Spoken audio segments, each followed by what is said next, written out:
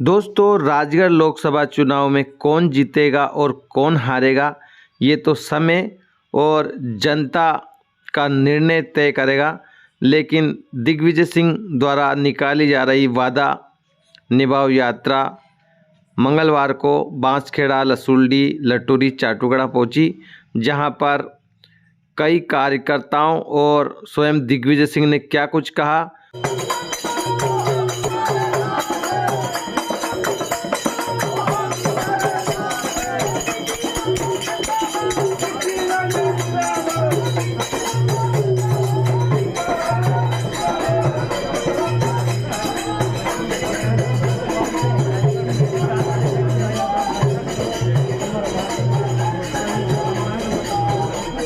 तो जो साटा को ऊपरे को हिस्सो रहे जने पूंजो बोले वो भी नहीं आ रही हो, गोड़े गोड़े तो हम भी खा गया।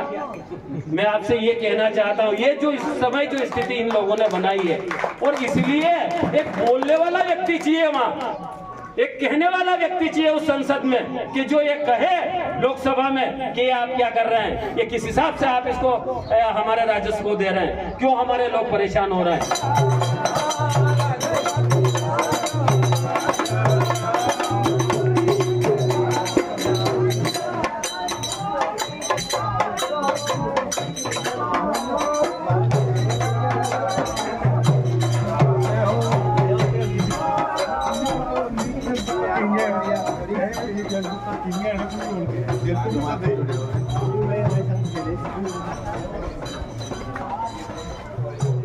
जैसा कि पूर्व वक्ताओं ने कहा है,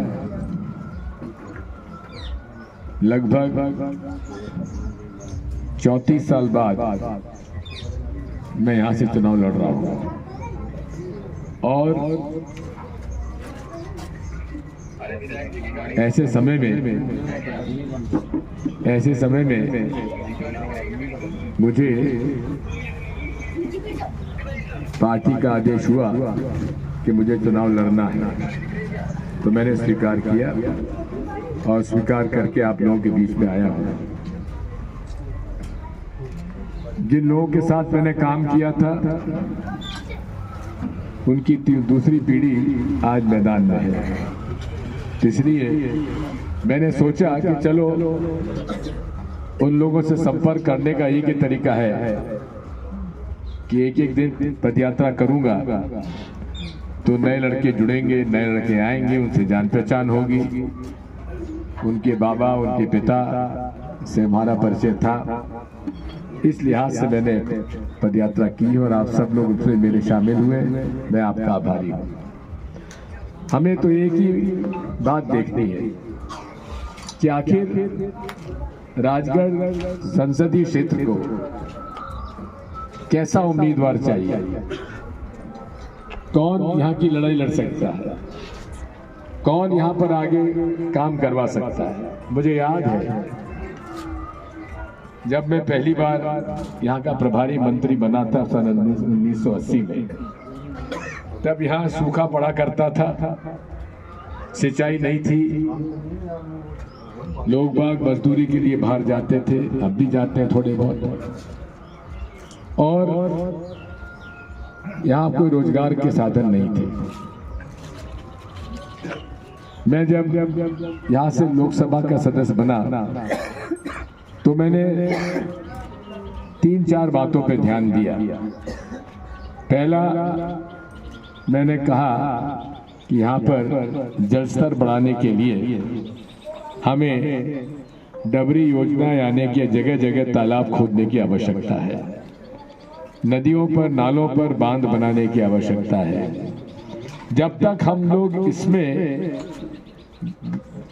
जमीन में पानी नहीं लाएंगे, जब तक सिंचित जब हमारी खेती नहीं होगी, तब तक हम राजगढ़ का विकास नहीं कर सकते। और इसीलिए ये अभियान चला, सहयोग से मैं उसके बाद मुख्यमंत्री भी बना। तो हम लोगों ने खेत का पानी खेत में, गांव का पानी गांव में योजना शुरू की और अनेक तालाब बने और उससे वाटरशेड मिशन से लोगों को आगे हम लोग लाने का प्रयास किया। जगह जगह तालाब भी बने और आज मुझे इस बात की खुशी है कि राजगढ़ जिले के लगभग 60-70% जो खेती है वो सिंचित खेती है और उससे हमारे किसानों को लाभ हो रहा है। जहाँ एक समय गेहूं बाहर से आया करता था यहाँ खाने के लिए, आज यहाँ से बाहर जा रहा है कि गेहूं लोगों को खिलाने के लिए। और इसी तरह से अब मुझे इस बात का पता लगा है कि अब दूध के उत्पादन पर अधिक काम हो रहा है। ये एक अच्छा लक्षण है और इस पर हम ज़्यादा पूरे तरीके से इस बात को काम करेंगे। लेकिन एक बात शिकायत भी मेरे पास आती है कि यहाँ नकली दूध भी बनता है, ये नहीं होना चाहिए। इस पर हम लोगों को ध्यान देने की आवश्यकता है। बहुत हो गई महंगाई की मार और अब के बाद पेट्रोल उड़े टाइम पे 55 रुपया किलो लीटर था, अब कई भाव हो गयो। डीजल उड़े टाइम पे 40 रुपया लीटर था, अब कई भाव हो गयो। मीठा तेल उड़े टाइम पे 35 रुपया लीटर था, अब अच्छा मीठो तेल उड़े कुप्पिया में लेता होगा नहीं अब कुप्पिया को तेल बंद कर दियो। पहला आदमी के दान के करबो आके गरीब के अमीर के तेल छातो, जन के छटांग पर छातो वो छटांग पर ले दो, जन के पाव पर छातो वो पाव पर ले दो, पन्ने में पैक करार के ले जातो। अबे 1 किलो को तेल मले गई बोड़े भी 900 ग्राम कर दियो। जो रुपया का तरह का ले रहा 1 लीटर का आना का भाई है, आना का दोस्त है, मोदी जी का 2 बीड़ू है सबसे मोटा।